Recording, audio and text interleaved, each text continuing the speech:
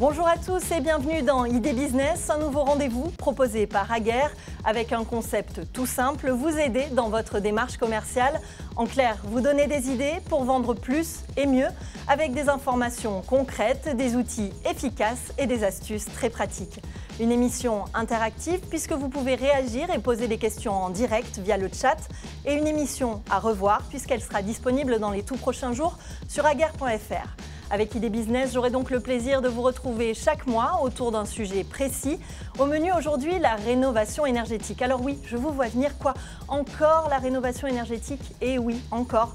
Parce que cette fois-ci, c'est à vous qu'on va s'intéresser, à la place de l'électricien dans la rénovation énergétique. On va tâcher de vous démontrer que faire des économies à vos clients, c'est aussi de l'activité en plus pour vous. Alors vous êtes prêts? Ne perdons pas de temps, c'est parti pour le sommaire.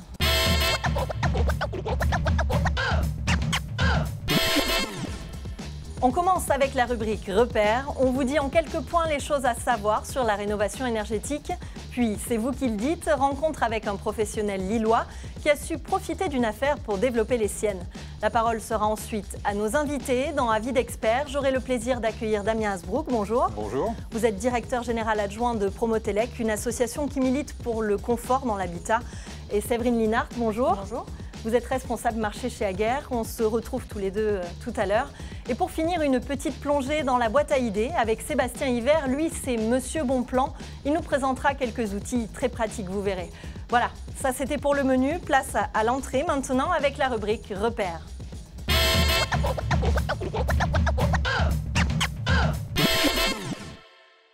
A, B, C, voire E, F ou G, tout le monde connaît maintenant cette étiquette et dans l'habitat aussi, elle renseigne sur la consommation en énergie.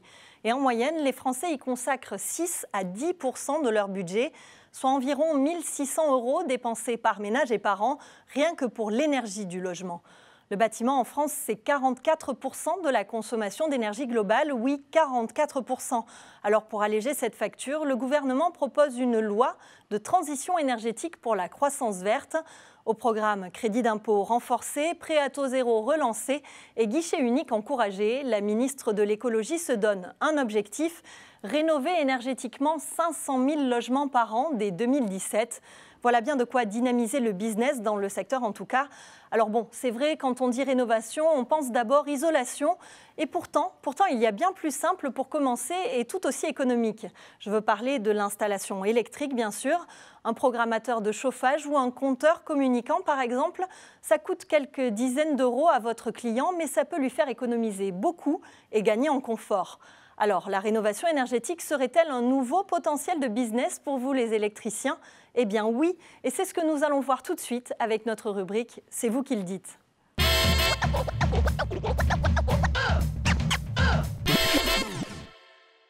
Cette rubrique, c'est la vôtre, vous, artisans électriciens, c'est votre expérience qui parle. Et pour ce numéro, nous sommes allés à la rencontre de Jean-Yves dans la région lilloise. Vous allez voir, lui, il a une technique de vente bien particulière. Il va toujours au-delà de la demande de son client. Il propose toujours plus de solutions innovantes pour au final un deal gagnant-gagnant. Allez, je vous laisse regarder ce reportage de Nicolas Pelletier. Nous, on se retrouve tout de suite après pour en discuter avec nos experts. Installé depuis 2010, Jean-Yves Mouveau s'est spécialisé dans l'habitat, autant en neuf qu'en rénovation. Une petite structure avec 3 salariés, selon lui la taille idéale, et pour développer ses affaires, il a sa méthode. Les clients, en général, quand ils viennent vous voir, ils ont un attendu.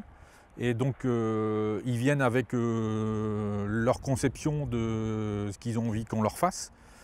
À nous de répondre à ce qu'ils attendent, mais également de leur proposer des solutions techniques qui sont vraiment adaptées aux attendus, mais aussi leur apporter des solutions techniques un peu innovantes, un peu autres, de façon à ce que des choses auxquelles ils n'auraient pas pensé, ils puissent l'intégrer dans leur projet et pourquoi pas le mettre en œuvre, qu'on puisse le mettre en œuvre avec eux. Globalement, sur les options qui sont proposées dans les chiffrages, 50% sont validés. Et pour nous donner un exemple, Jean-Yves Mouveau nous emmène visiter un de ses derniers chantiers. Donc ici, on a réalisé une rénovation de bâtiment de ferme, donc qui avant était une grange, qu'on a transformé donc en 5 logements. Et donc à l'intérieur, on a pu mettre différentes solutions moins énergivores en termes de radiateurs notamment, de gestionnaires. Et je vous invite à aller voir. On se retrouve dans un des logements du client.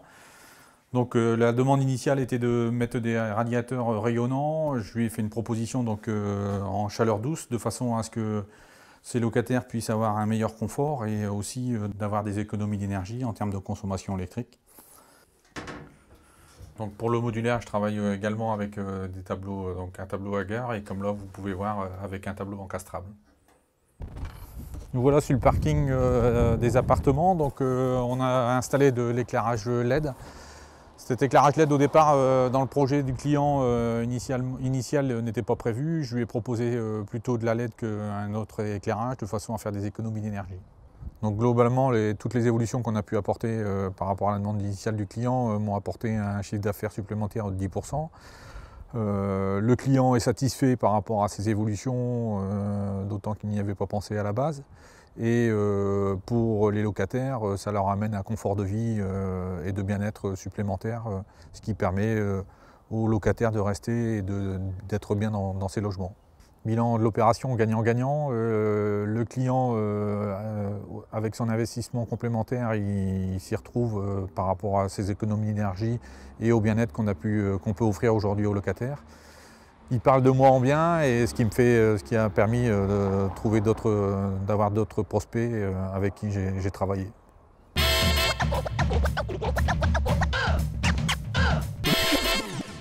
Alors on le voit bien dans ce reportage, cet artisan, contacté au départ pour une rénovation standard, a réussi au fil de la discussion, en posant des questions, il a réussi à bien cerner les besoins et le potentiel de son client. Et donc au final, il a réussi à étoffer son intervention, il a fait un chiffre d'affaires augmenté de 10% et il a élargi son chantier à des éléments de maîtrise de l'énergie et de confort de l'habitat. Damien Hasbrook, je me tourne vers vous. Donc vous êtes, je le rappelle, directeur adjoint de l'association Promotelec, une association créée en 1962, c'est ça, et qui tourne autour de 3 enjeux.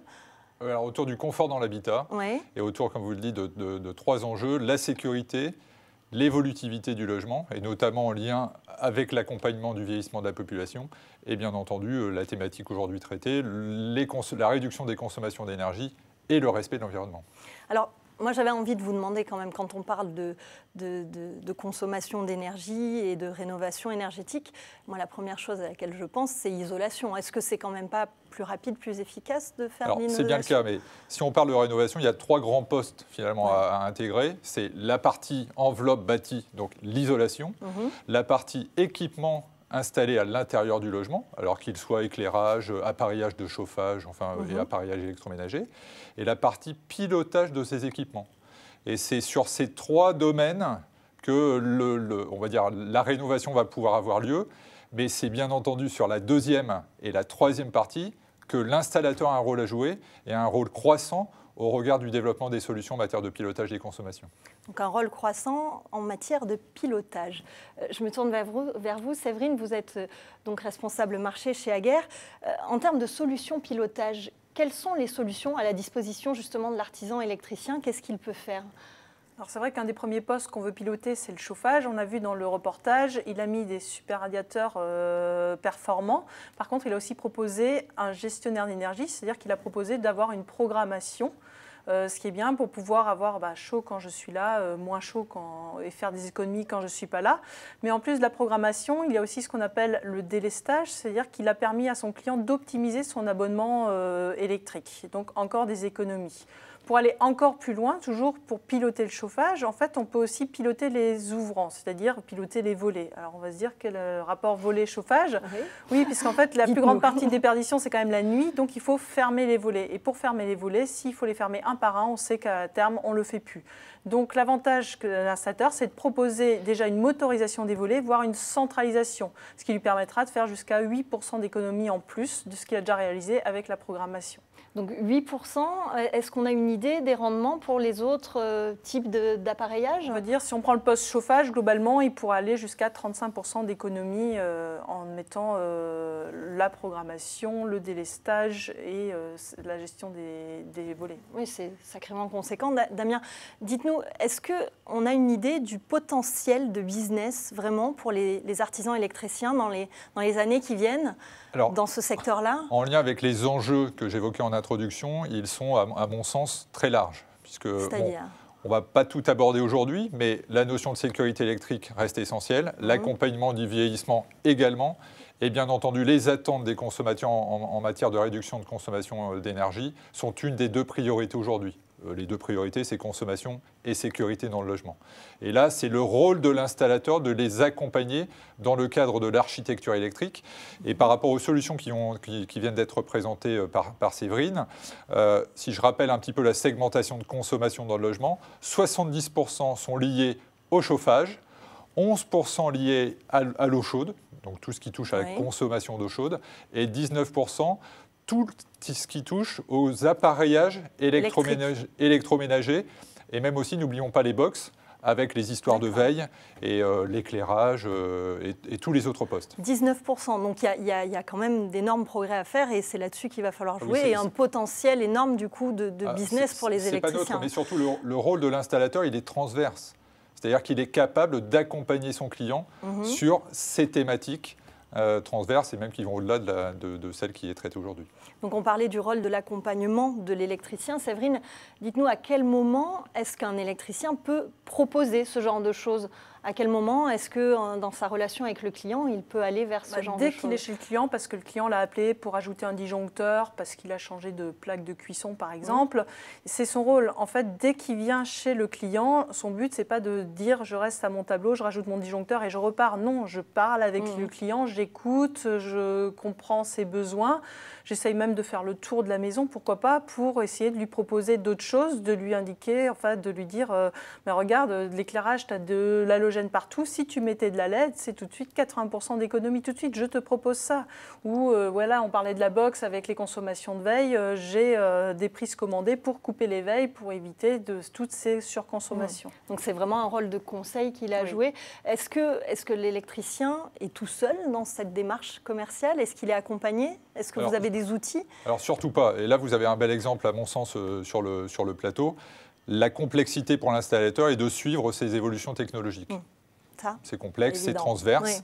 Et pour ce faire, la démarche mise en place par Eiger, en ce qui nous concerne, et Promotelec est positive. Et bien entendu, l'association est également aux côtés et en complémentarité des industriels, aux côtés de l'installateur, pour leur apporter des arguments que nous avons pu, on va dire, soit mesurés ou identifiés au travers notamment de l'Observatoire Promotelec du confort dans l'habitat, mais aussi par des outils qui seront peut-être mieux acceptés parce que, par exemple, le Promotelec, en tant qu'association d'intérêt général, n'est pas commercialement intéressé. Donc ce que nous évoquons, c'est à la fois pour le bien du consommateur, mais aussi pour le bien de l'installateur, pour l'accompagner dans le développement de son activité économique. Merci beaucoup, Damien Hasbrouck, pour toutes ces informations. Merci aussi à vous aussi, Séverine. Quant à nous, je vous propose d'aller plus loin avec une petite plongée dans la boîte à idées.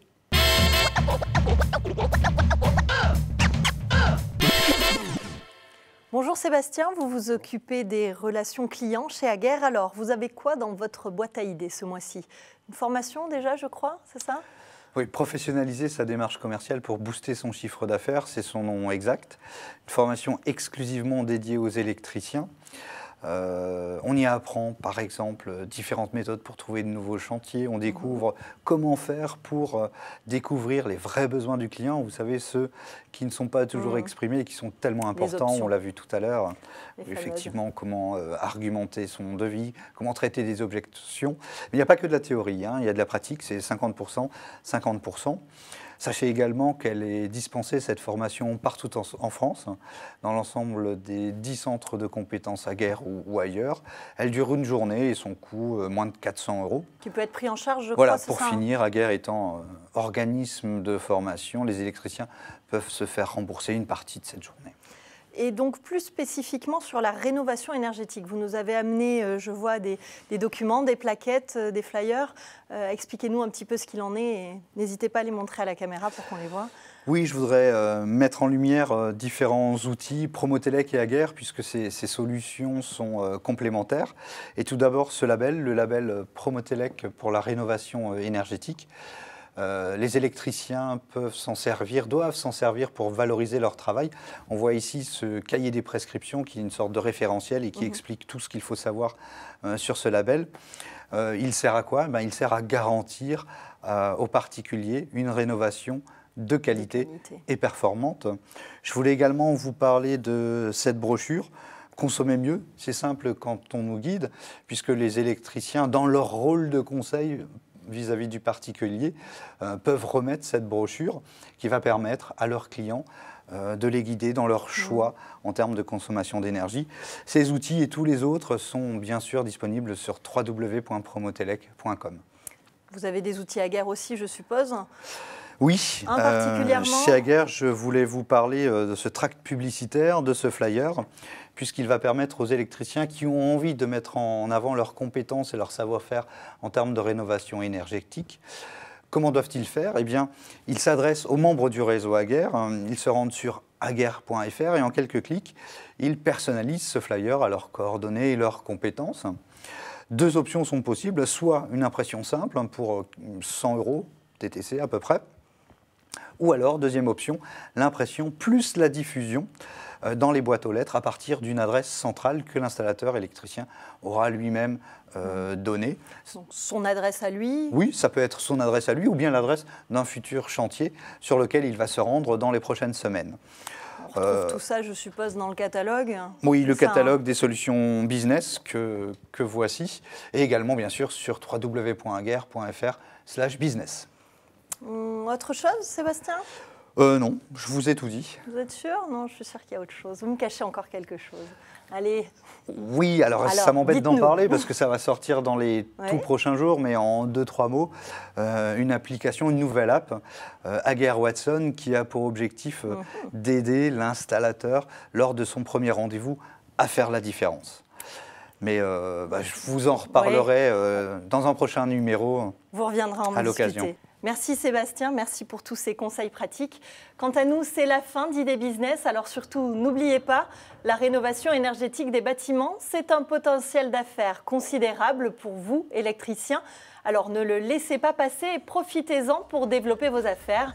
Voilà, merci à tous de nous avoir suivis dans ce premier numéro d'Idées Business. On espère qu'il vous en aura donné des idées. Allez, à très bientôt pour le prochain.